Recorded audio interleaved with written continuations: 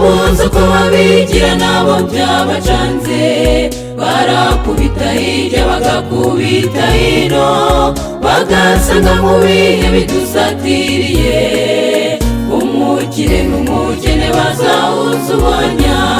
Iyo bitegereje mu byuma kabuhariwe basanga nta cyizere cyazaza iyi si, kuko imyuka ihumanya yasakaye ikirere iva mu nganda z'abakomeye b'iyi si, ikabera uburozi ikiremwa muntu cyose, ihumanya ibimera ikarimbura amatungo.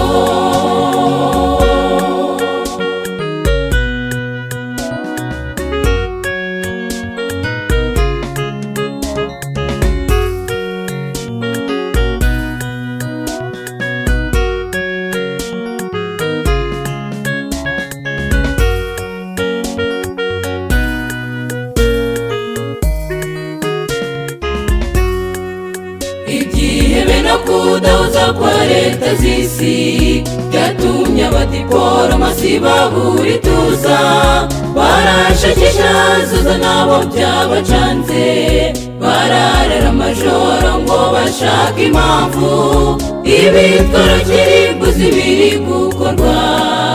Mwene muntu yiteguye kuzarimbura isi, iyo dusomye neza ubuhanuzi mu gitabo cya Daniyeli n'ibyahishuwe, ibyavuzwe na Yesu bikandikwa na Matayo, ubu ikizira kirimbuzi cyahagaze ahera, ubwo inyamaswa yavuye mu gitaka izategeka, izahabwa imbaraga na Roma nyir'isitu.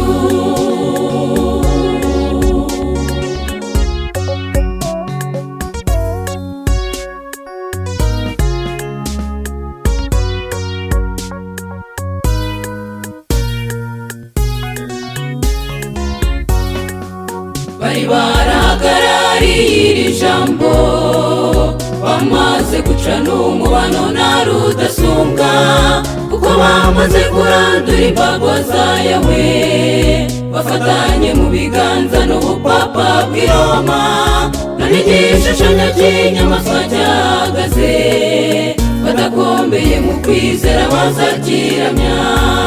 Twabimenyereje kubana n'uwo watsinze, tugiye kuramya Imana bose babireba, tuzamura ibendera ry'isabato ya Yesu, mu mibabaro y'ibyishimo tuzamya. Twabimenyereje kubana n'uwo watsinze, tugiye kuramya Imana bose babireba, tuzamura ibendera ry'isabato ya Yesu, mu mibabaro y'ibyishimo tuzamya. Tuzamura ibendera ry'isabato ya Yesu, mu mibabaro y'ibyishimo tuzamya. Tuzamura ibendera ry'isabato ya Yesu,